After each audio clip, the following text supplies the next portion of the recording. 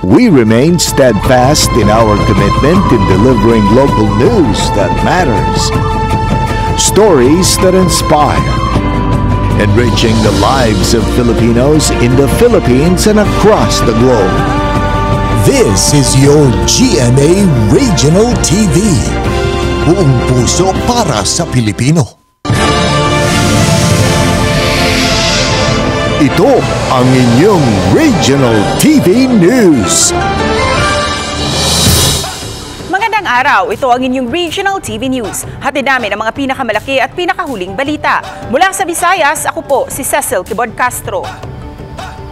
Mula rito sa Mindanao, ako po si Sara Hilomen Velasco. At mula naman dito sa Luzon, ako po si Chris Zuniga. Nagbanta si dating Pangulong Rodrigo Duterte kay Pangulong Bongbong Marcos Jr. baka magkaroon daw ng gulo kung ipagpapatuloy ang People's Initiative para amyendahan ang saligang batas. Narito ang report ni Argel Relator ng GMA Regional TV 1 Mindanao. Mabigat ang mga akusasyong binitawan ni dating Pangulong Rodrigo Duterte laban kay Pangulong Bongbong Marcos sa harap ng mga dumalo sa isinagawang prayer rally sa Rizal Park, Davao City kagabi. Bago ito, sinabi ng dating Pangulo na hindi siya kalaban ni Pangulong Marcos at ni First Lady Liza Araneta Marcos. Ngunit napipilitan na umano siyang magsalita laban sa mga tao sa gobyerno. Nung ako'y mayor, pinakitaan ako ng evidence ng PDEA. Doon sa listahan, nandoon yung pangalan mo.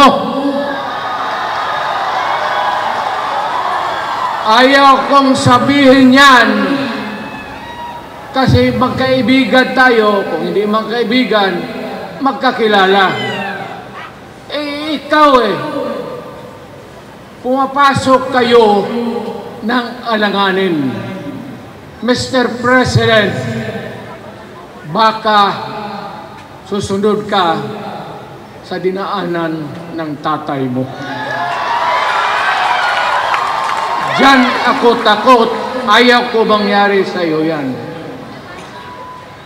Mabor lang ako namang nagmamakaawa kasi it will divide the nation at madugo itong panahon na ito. Binanggit ni Duterte ang tungkol sa isinusulong na charter change sa pamamagitan ng People's Initiative. Wala raw nakikitang problema ang dating Pangulo sa kasalukuyang konstitusyon. Ikinagalit niya ang mali umanong paraan para makakalap ng pirma para sa People's Initiative na may kapalit umanong pera. Bantan niya kay Pangulong Marcos kung ipagpapatuloy ang People's Initiative, baka raw magkaroon ng gulo. Kung maisasakatuparan ang parliament na porma ng panggobyerno, mensahe niya sa mga kongresista na magiging kabilang sa assembly. Ninyo, wala akong tiwala sa inyo. Wala kayong prinsipyo, bukang pera kayo lahat. Sinabi ng dating Pangulo na ang ambisyon umano sa pagbuo ng parliament ay galing kay First Lady Liza Marcos at House Speaker Martin Romualdez. Hindi raw dapat kalimutan ni Pangulong Marcos na isang termino lang siya at iyan daw ang dapat masunod. Dumalo ang kapatid ni Pangulong Marcos na si Senator Amy Marcos sa naturang prayer rally. Ngunit hindi na ito nagbigay ng pahayag kaugnay sa mga naging pahayag ni dating Pangulo. Sinusubukan pa rin naming kunin ang pahayag ng Malacanang ukol dito.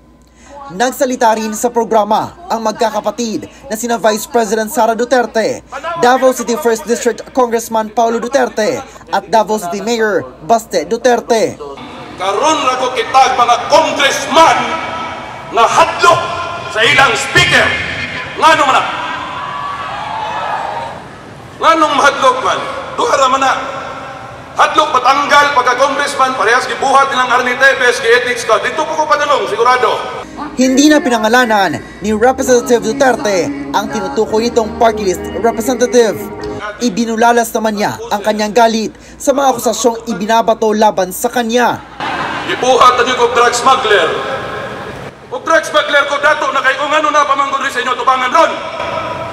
Inamin naman ni Mayor Baste Duterte na nasaktan siya sa planong pagpapapasok ng ICC sa bansa upang imbestigahan ang kanyang ama ukol sa umano'y madugong drug war. Kanang ICC, gusto lang yun ako na igawas dere. Timan-in ninyo.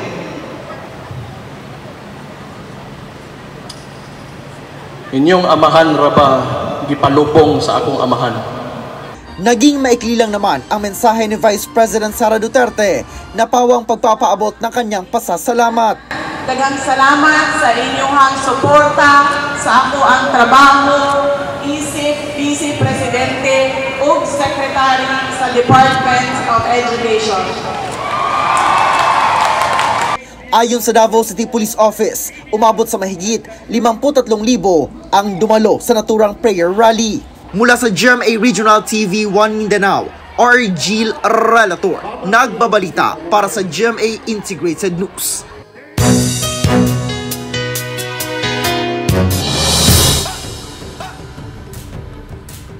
Mahigit 100 residente ng 3 sitio sa isang barangay sa Lapu-Lapu City, Cebu ang nakararanas ng pangangati sa katawan. Ang detalye sa report ni Luan Mayrondina ng GMA Regional TV Balitang Bisdak. Inaalam pa ng Health Department ang sanhi ng pangangati ng mahigit sa 100 residente sa barangay Punta Inganyo. Pero ayon sa mga residente, posibleng ang alikabok mula sa pinagpira-pirasong parte ng barko na sumadsad sa baybayin ang sanhi ng kanilang iniindang pangangati sa katawan. Ang 3 mga sitio ay malapit sa baybayin. Kinumpirma ng Barangay Health Center ang pagpapakonsulta ng mga residente mula sa Sitio Lupa, Mahusay Compound at Santa Lucia. Maliban sa pangangati, may iba na sinisipon at inuubo. Grabe lang katula lagi. Di mag-one time, masabay init tubig, di mawa. Ang tinutumbok nilang dahilan, ang kasalukuyang pagpira-piraso ng barkong MV Diamond High Vessel na sumadsad noong tumama ang bagyong Odette noong December 2021. Tagaan mig tambal, tagaan mig haplas, unsa may ihatag nila, pero din nila paunungan ng barko, maog yapon. Mubalik yapon. Noong Huwebes, pinuntahan ng kawani ng Lapu-Lapu City Health Department ang lugar para masuri ang kalagayan ng mga residente. Ayon kay Dr. Agnes Cecil Realiza, City Health Officer, bukod sa pagpira-piraso ng bahagi ng barko, may iba pang posibleng dahilan ng nararanasang pangangati ng katawan ng mga residente. Isa na rito ang operasyon ng isang shellcraft at ang mga basura na nakatambak sa lugar. Kay wa po ta kay ba usa po tong rason pod nga makakontribute sa mga katong pamati nga skin rashes. Agad na namigay ng ointment ang Health Department sa mga apektadong residente. Para sa GMA Regional TV Balitang Bisdak, Luan Mayrondina, nagbabalita para sa GMA Integrated News. Nasawi naman sa tuklaw ng ahas ang 18 anyos na lalaki sa Bantay, Ilocos Sur. Narito ang report ni Ivy Hernando ng GMA Regional TV 1 North Central Luzon. Nasawi ang 18 anyos na si Joros del Castillo 2 oras matapos matuklaw ng ahas habang nasa bukid sa Kapangdanan, Bantay, Ilocos Sur. Ayon sa kanyang bayaw, natapakan niya ang ahas at natuklaw siya sa kanang paa. Marejo ulit ganun. Sakto mo na badde na. Dinala siya sa pinakamalapit na private hospital pero wala raw silang anti-venom. Kaya nagpasya raw ang pamilya na dalhin na lamang siya sa magtatandok pero wala ring nagawa.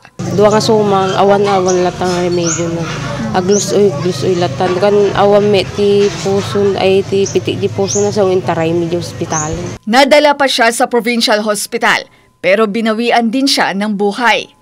Ayon sa DOH, mabilis kumalat ang kamandag ng ahas, kaya importante raw na pagkatapos lagyan ng splint ang parteng nakagat, agad itong dalhin sa pinakamalapit na toxicology center. Within minutes po na makakaramdam po siya ng mga signs and symptoms katulad po ng blurred vision, burning of the skin kung saan po siya kinagat. Ang toxicology center ng mga DOH hospital ang tanging mayroong anti-venom, gaya ng Region 1 Medical Center ng Pangasinan, Ilocos Training and Regional Medical Center ng La Union at Mariano Marcos Memorial Hospital and Medical Center ng Ilocos Norte. Pinag-iingat ng Provincial Veterinary Office ang publiko dahil may kaugnayan daw ang pagdami ng ahas tuwing palay season dahil sa pagdami ng mga daga sa bukid. Mula sa GMA Regional TV 1 North Central Luzon, Ivy Hernando, nagbabalita para sa GMA Integrated News.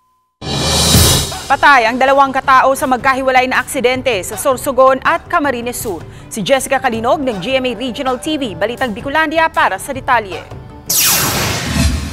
Ang ambulansya na dapat sana'y maghahatid sa pasyente sa ospital, ang siya ring naging dahilan para hindi na umabot ng buhay ang pasyente nito. Ayon sa City Disaster Risk Reduction and Management Office, posibleng ang madulas na kalsada ang naging dahilan para mawalan ng kontrol ang sasakyan hanggang sa tuluyan itong tumagilid sa gilid ng kalsada sa Sorsogon City. Samantala, sugatan naman ang lalaking nurse habang nagtamo ng minor injuries ang 4 na iba pang sakay ng naturang ambulansya na agad namang idinala sa ospital. Hindi ko po masabi kung driver error kasi kung minsan siyempre maulan, yung kalsada natin is medyo madulas. Siguro medyo nagmamadali din yung driver kasi nga may nasa critical din yung patient nila. Hindi ko naman masabing nag-exceed sa speed pero sa naging sitwasyon po doon is talagang umikot yung humarap na pabalik yung ambulance. Nagpaalala naman ang mga otoridad na 80 km/h lang ang maximum speed limit ng takbo ng ambulansya at depende rin sa lagay ng kalsada. Kaya kung maulan, dobleng pag-iingat, lalo na at buhay ng mga nakasakay ang nakasalalay. Sa halip na sa kanilang bahay sa Barangay Sabang sa bayan ng San Jose, Camarines Sur, sa creek na ito sa Sitio Hikot, Barangay Kagaykay sa bayan ng Gowa, dumiretso ang 2 sakay ng isang motorsiklo. Ayon sa MDRRMO Gowa, pababa at may pakurbang bahagi ang kalsada sa lugar. Umuulan at madulas ang kalsada nang mangyari ang aksidente, kaya posibleng naalangan ang rider at tuluyang nahulog sa creek. Nagtamo ng gasgas ang rider habang binawian naman ng buhay ang 66 anyos na babaeng angkas nito. Nagpaalala ang mga otoridad sa mga motorista na mag-iingat sa pagmamaneho lalo na ngayong nararanasan ang panakanakang pag-ulan sa rehiyon. Mula sa GMA Regional TV, Balitang Bicolandia, Jessica Kalinog, nagbabalita para sa GMA Integrated News. Samantala, isang Sea Eagle na nahuli ng isang residente sa Zamboanga del Sur ang na-turnover sa DNR Region 9 at pinaniniwala ang ginawa itong pet o alaga dahil sa nakitang lubid na nakatali sa paa ng ibon. Inasikaso na ng mga taga-Community Environment and Natural Resources Office sa bayan ng Ramon Magsaysay, Zamboanga del Sur ang na-turnover na Sea Eagle na tinawag na Brahminy Kite. Natagpuan ito ng isang residente sa Barangay Poblasyon Mahayag, Zamboanga del Sur. Dumapo raw ito sa isang puno sa bakuran ng kanilang bahay kaya niya ito hinuli. Agad nilang itinurn over sa Regional Wildlife Center sa Barangay Baklay, Tukuran, Zamboanga del Sur para maalagaan bago pakawalan sa wildlife. Malaki ang paniniwala na ginawang alaga o pet dahil may nakitang lubid sa kaliwang paa ng ibon. Nagpaalala naman ang DNR na mahigpit na ipinagbabawal na gawing pet o anumang protective wildlife animal ayon sa Republic Act 9147 o Philippine Wildlife Act. Ito ang inyong Regional TV News. Ito ang inyong Regional TV News.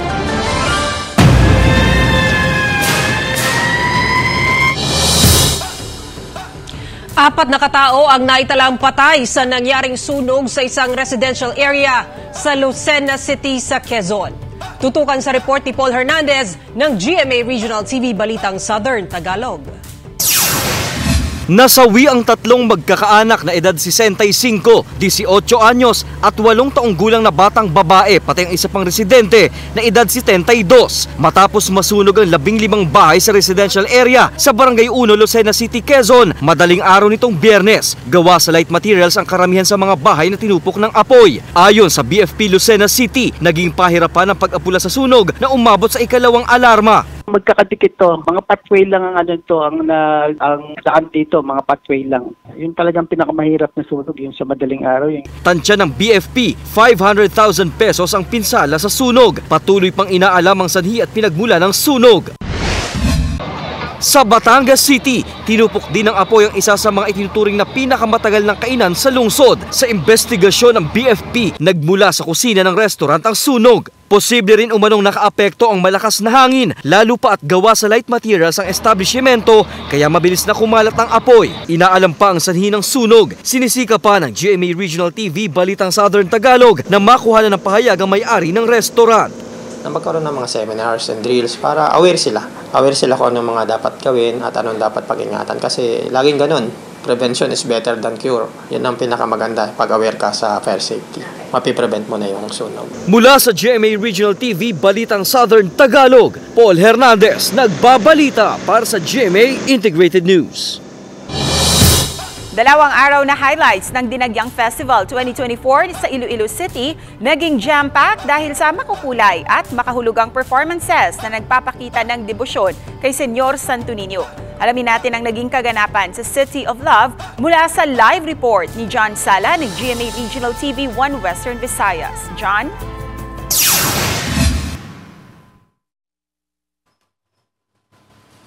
Cecil, naging matagumpay ang idinao sa Dinagyang Festival 2024 at may mga nakausap na tayong turista, lalo na mga foreign tourists, at ayon sa kanila ay namangha sila sa colorful, engrande at world-class na Dinagyang Festival at performance ng mga tribo. Kaya daw babalik sila next year upang ma-enjoy muli ang best tourism event in the Philippines ayon sa Association of Tourism Officers of the Philippines.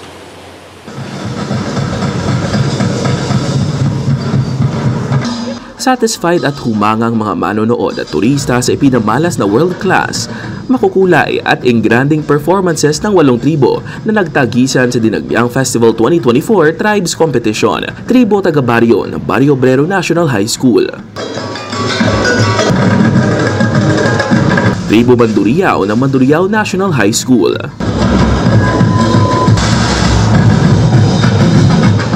Ang Tribo Pagidait ng La Paz National High School. Tribo Panay ng Fort San Pedro National High School. Tribo Salugnon ng Haro National High School. Tribo Sigabong ng Ramon Avancenia National High School. Tribo Ilongano ng Halandoni National High School.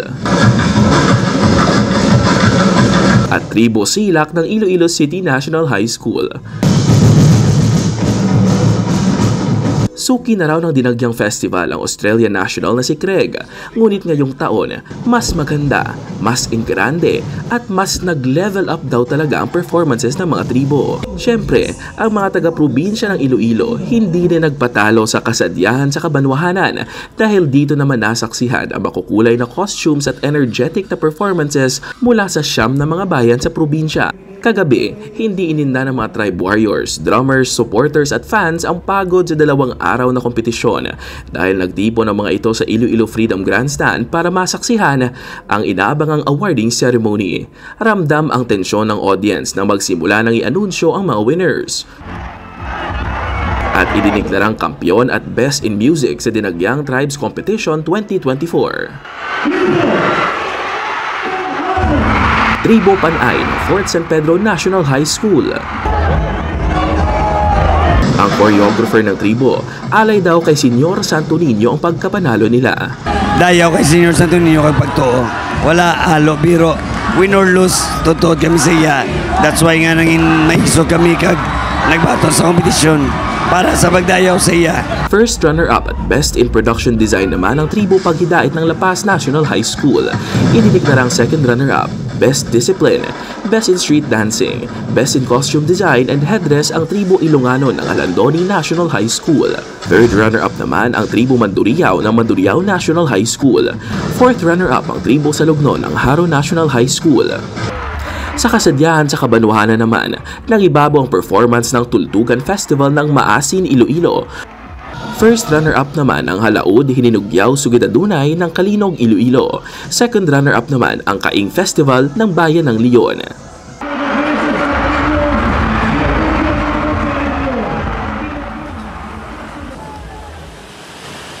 Cecil, ayon sa Iloilo Festivals Foundation Incorporated ay aasahan ng mas engrande, mas colorful at mas world-class pang dinagyang 2025. Lalo na at every year ay lumilevel up ang performances ng mga tribong Kalahok sa iba't ibang kompetisyon ng festival. Nagpasalamat din si Iloilo City Mayor Jerry Trenya sa lahat ng sumuporta upang maging matagumpay ang dinagyang Festival 2024. Cecil? Maraming salamat, John Sala ng GMA Regional TV 1 Western Visayas. Nag-iisang centenarian lola sa Santa Ilocos Sur personal na nagpunta sa munisipyo upang tanggapin ang kanyang benepisyo. Narito ang report ni Ivy Hernando ng GMA Regional TV 1 North Central Luzon.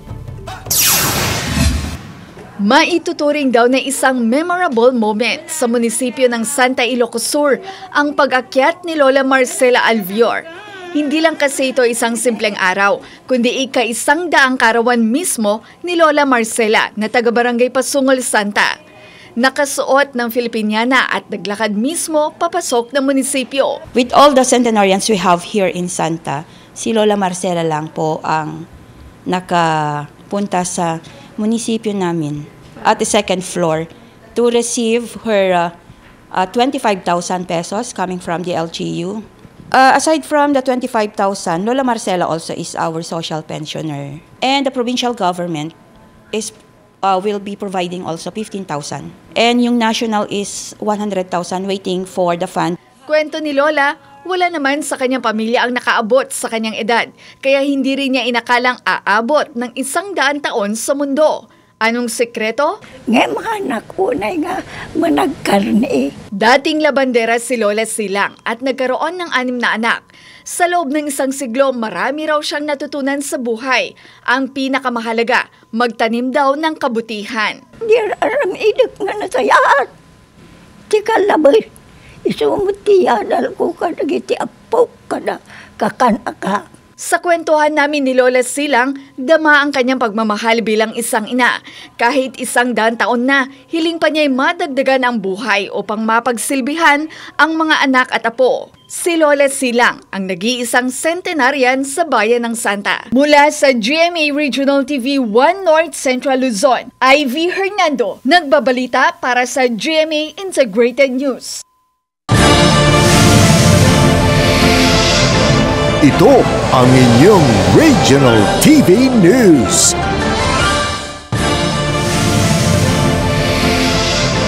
Ito ang inyong Regional TV News. Ilang balon sa Ilocos Norte ang natutuyo na dahil sa matinding init ng panahon bunsod ng El Nino. Narito ang report ni Russell Simorio ng GMA Regional TV 1 North Central Luzon. Natutuyo na ang ilang balon sa Barangay 19 Sarat, Ilocos Norte. May ilang balon na wala ng tubig kaya tinakpan na lang ito o nilagyan ng harang, habang ang iba ay nilaliman ng hukay para makakuha pa kahit kaunti ng tubig. Aabot na raw sa 40 metro ang lalim ng kanilang balon. Ang iba ay sa ilog at kalapit na barangay nag-iigib ng tubig para may magamit. Bumibili naman ng purified water para sa kanilang inumin. Nitong Disyembre pa umano nagsimulang natutuyo ang mga balon sa ilang barangay sa bayan. Ramdam ng ilang mangingisda sa Santa Ana, Cagayan ang kaunting huli ng isda sa ilog at dagat. Maliban sa bumababang antas ng tubig sa ilog, ramdam na rin daw ang epekto ng tagtuyot. Ayon kay Wilbert de la Cruz, 34 anyos na mangingisda sa Barangay Palawig, ramdam daw nila ang hirap sa panghuhuli ng isda dahil sa tagtuyot. Malayo raw ang kinaroroonan ng mga isda dahil sa epekto ng matinding init at dahil bumababa ang antas ng tubig, napupunta raw sa malalim ang mga isda kung saan mas malamig ang klima. Dahil dito, dagdag gastos daw sa gasolina at krudo ang gastos nila tuwing pumapalaot. Sana raw ay hindi magtatagal ang tagtuyot dahil kahit sa katubigan ay apektado ang mga yamang dagat at yamang ilog. Puyat ka na ko, sir. Manlog. Mula sa GMA Regional TV 1 North Central Luzon, Russell Simorio nagbabalita para sa GMA Integrated News. Isang patay na Cavier's beak whale ang natagpuan sa tabing dagat na sakop ng barangay Dangkalan sa bayan ng Bulusan, Sorsogon. Ayon sa BFAR Bicol, nasa 5.3 meters ang haba nito habang tinatayang nasa 300 kilos naman ang bigat. Unang nakita ang balyena ng isang mangingisda na agad namang ipinagbigay alam sa mga otoridad sa lugar. Hindi na rin nalaman ng BFAR ang dahilan ng pagkamatay nito dahil muli itong tinangay ng alon papunta sa gitna ng karagatan. Ayon sa BFAR Bicol, kinakitaan ng maraming sugat sa katawan ng balyena kaya posible raw na tumama ito sa mga coral o iba pang bagay na naging dahilan ng kanyang panghihina hanggang sa mamatay. Nagpaalala naman ng BFAR sa publiko na agad ipagbigay alam sa kanilang tanggapan o iba pang otoridad ang mga ganitong insidente.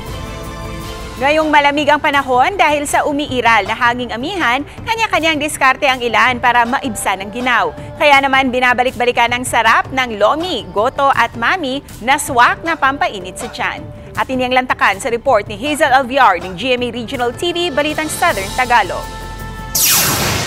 Patuloy pa rin ang pag-iral ng malamig na panahon sa ilang lugar sa Luzon dahil sa hanging amihan. Hanggang sa Calabarzon, ramdam ang malamig na ihip ng hangin. Kanya-kanyang diskarte na rin ang ilan upang maibsan ang malamig na panahon. Siyempre nangunguna ng arian ang mainit na kapeng barako.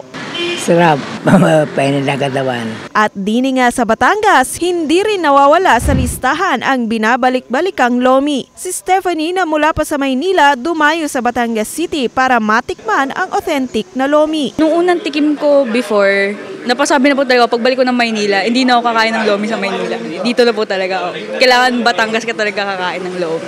Lagi namin binabalik-balikan. Kahit nga mainit, naglolomi kami lalo kapag malamig. At kung gusto mong humigop ng mainit na sabaw, nariyan ang goto na swak na pampainit sa tiyan. Tiyak daw na ikay mabubusog kapag ito'y iyong natimusan. Ay, swabe. Masarap kasi yung timpla. Masarap ang katawan, busog. Tapos, enjoy pa sa kanayan, hindi lugi yung binayad. Akin na ang inaayos yung pagtitimpla para hindi sila madala. Araw-araw sila balik. Dahil pag yung inyong tao, inyong tinipid, ay hindi na kayo babalkan yan. Mawawala ba naman sa listahan ang mami? Kaya kung mainit na sabaw lang naman ang inyong hanap, hindi papahuli ang mga Batanggenyo dyan. Sinsay Nadine sa Batangas at lantakan ang pagkaing tiyak inyong babalik-balikan. Mula sa GMA Regional TV Balitang Southern Tagalog, Hazel Kawaing Alviar nagbabalita para sa GMA Integrated News.